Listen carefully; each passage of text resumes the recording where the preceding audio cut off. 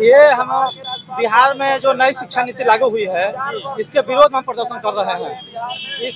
इसमें ये प्रॉब्लम आ गया है कि पहले 3 साल का ग्रेजुएशन होता था जो अब 4 साल का हो गया है। 4 साल में होने के बाद फीस वृद्धि इतना बढ़ गया है कि गरीब का बच्चा पढ़ने में असमर्थ है। 16-17 हज़ार रुपया फीस वृद्धि हो गया है। इसका विरोध हम लोग खुलकर कर रहे हैं।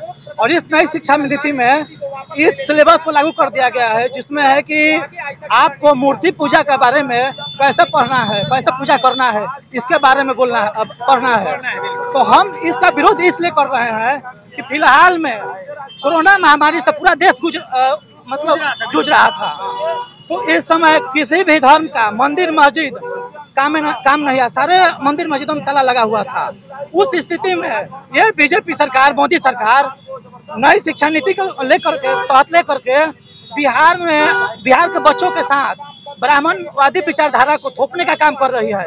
इसलिए हम विरोध कर रहे हैं। लेकिन बीजेपी सरकार कह रही है कि जो नई शिक्षा नीति लागू किया जाएगा उससे हमारे देश का भविष्य बहुत उज्जवल होगा। कैसे उज्जवल होगा बताएं तब तो।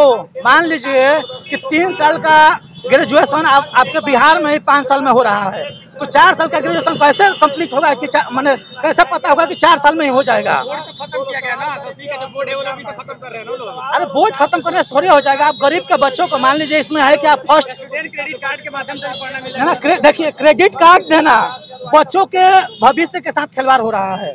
इसलिए अगर कॉमन एजुकेशन सिस्टम लागू हो जाएगा इससे सारे बच्चों का भविष्य बन सकता है। लेकिन स्टूडेंट क्रेडिट कार्ड को हम नहीं मानते हैं कि बच्चों का भविष्य बन सकता है। अगर आपके पास पावर है तो आप इस देश में कॉमन एजुकेशन सिस्टम के बारे में सोचे। यानी जो पुरानी शिक्षा नीति है वो बेहतर है आपके कहने का मतलब है ना, उसमें सुधार होना चाहिए।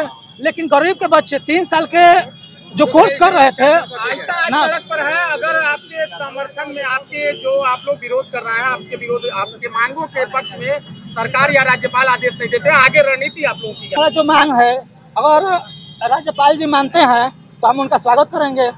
नहीं मानते हैं तो आगामी रणनीति नहीं मानेंगे तो हम इससे और ज्यादा प्रदर्शन करेंगे। हम रुकने वाले नहीं हैं। मेरा नाम विकास यादव है, आईसा के प्रदेश उपाध्यक्ष हूँ। आज हम लोग पूरे आईसा के तरफ से राज्यव्यापी विरोध दिवस राज्यपाल का पुतला दहन किया हूँ। बिहार में FYUP जो 4 वर्षीय डिग्री कोर्स है उसको बिहार में राज्यपाल लागू करने की कोशिश कर रहे हैं, किए भी है। लेकिन हम लोग देख रहे हैं लगातार कि FYUP में लगातार छात्रों के भविष्य के साथ खिलवाड़ दिखाई दे रहा है, क्योंकि उसमें इतना ना फीस वृद्धि हो रहा है कि माने गरीब वंचित छात्र जो है उनको शिक्षा से कैसे वंचित किया जा रहा है। जो पहले मनुस्मृति के समय में गरीब बच्चों को, दलित बच्चों को, आदिवासियों को शिक्षा नहीं मिलती थी, ठीक उसी तरीका से कानूनी प्रक्रिया में नई शिक्षा नीति को ला करके फिर से उस वंचित बच्चों को वो लोग शिक्षा से वंचित करना चाहते हैं। इसलिए हम बिहार में आज राज्यव्यापी प्रोग्राम कर रहे हैं। राज्यपाल को यह संदेश देना चाहते हैं कि पूरा बिहार के छात्र नौजवानों ने ठाना है कि बिहार में नई शिक्षा नीति लागू नहीं होगा, FYUP नहीं होगा। इस सिचुएशन में नई शिक्षा नीति लागू करने की जरूरत क्या थी सरकार को, ये समझिए। इस सिचुएशन में नई शिक्षा नीति लागू करने का मात्र में एक ही मकसद है कि जो मोदी सरकार के 9 साल कार्यकाल पूरा होने के बाद छात्र नौजवानों ने रोजगार के लिए सड़क पर आंदोलन किए हैं, उनको नई शिक्षा नीति ला करके और छात्रों को शिक्षा से वंचित कर देना।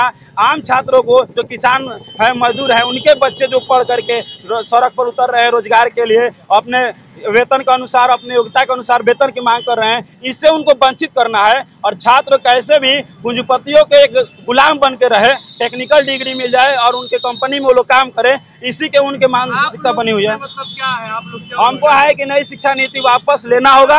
हम FYUP खारिज करो।